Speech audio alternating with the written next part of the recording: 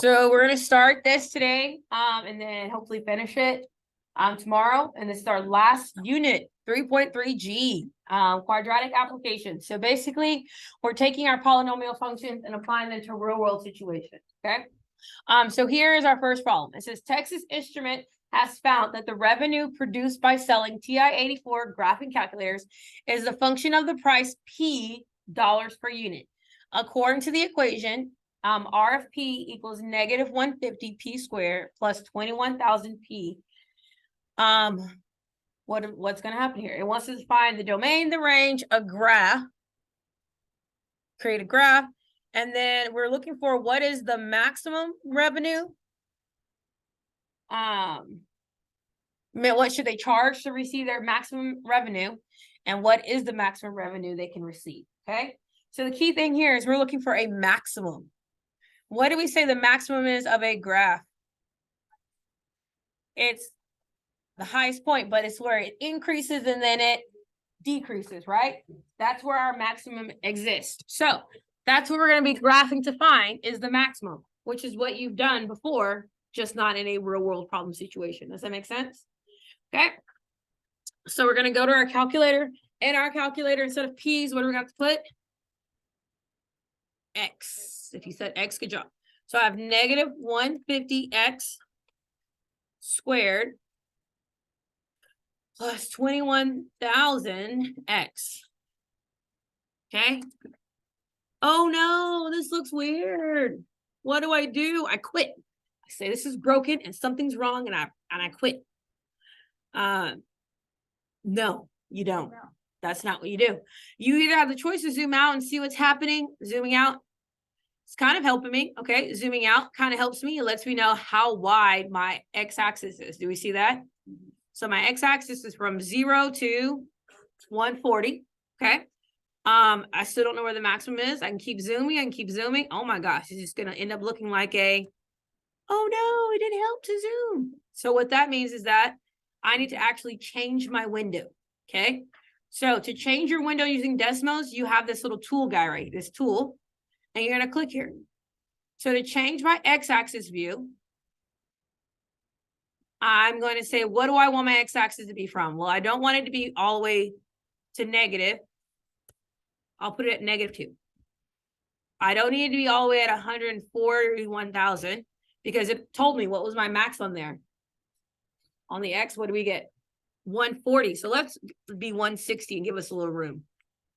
So do you see how my window's adjusting? Okay. Now the y-axis is the tricky part. I still can't see my curve and it's at 90,000. So I'm going to shoot high. How much higher do you think I should go to see it? We're going to try 200,000. All right. 200,000 wasn't enough. 600,000. Getting better. Not quite. 800,000. Oh, good call. 800,000 is helped me, right? It's a big old. Okay, so do you get what happened here about changing the window to be able to see the full graph? Yes. Was that terrible? Is it doable? Yeah. Okay, now it wants me to draw a sketch and identify the domain and range that's taking place here. Okay, when you are in a real world problem, you're only in quadrant 1. So you're analyzing where does it start and stop within quadrant 1, right? So my domain is going to be how far left do I go, and my how far right do I go? So looking here to the left,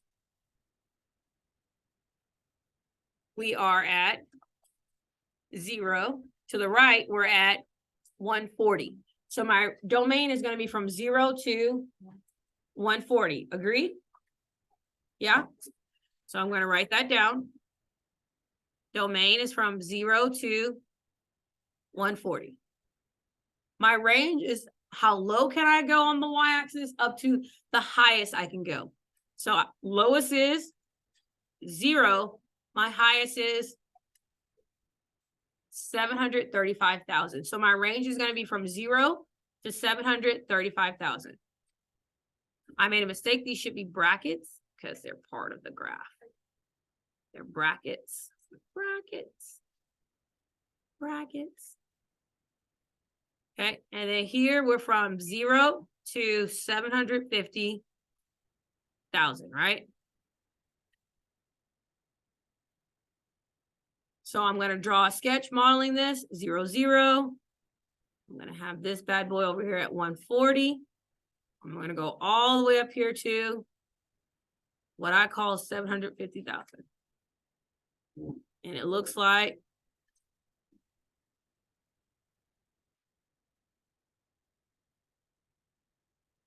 is that the best model? No, but you get the gist of it. What's wrong? And where was the max? What was it? 70? Comma. It was 35? I knew that. Making sure you knew that.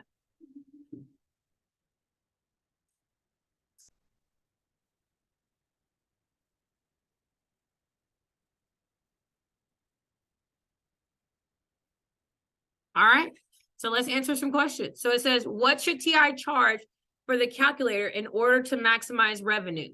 So here, what represents the price of my calculator? X or Y? X, right? So X is my, P is your dollars per unit. So therefore X is your P. So how much should they charge? $70. And if they charge $70, they're going to make how much money? What is the maximum revenue? What is the revenue at 70? 735,000. I mean, they have to pay people. They get to pay for the parts.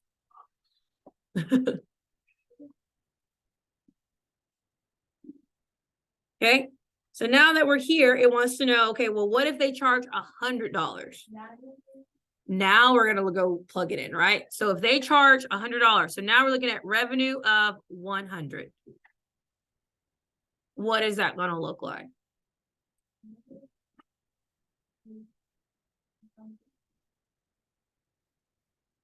So we're writing out, if you choose to do it here, you can. So you're doing negative 150 times 100 squared plus 21,000 times 100.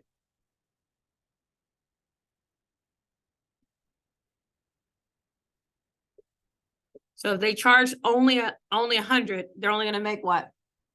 600,000. And if they charge, it could be having to pay more people to work longer hours. It could be different. There's at a certain point you can lose money if you overproduce. Yeah.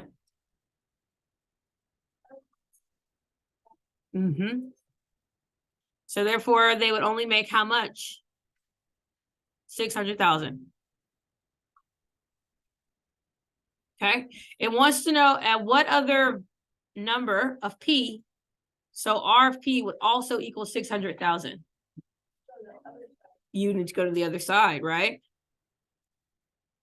So thinking about that, one of the downfalls here is that using the Desmos, it doesn't graph it as a line.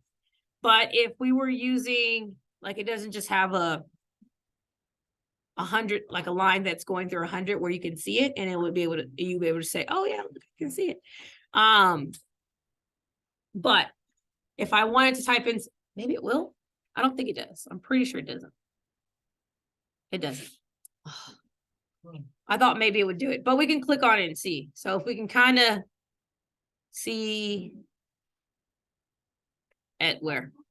40. So you can click and kind of drag, because luckily it was a nice one. So if they made only 40, they would still make the same amount as them making 100.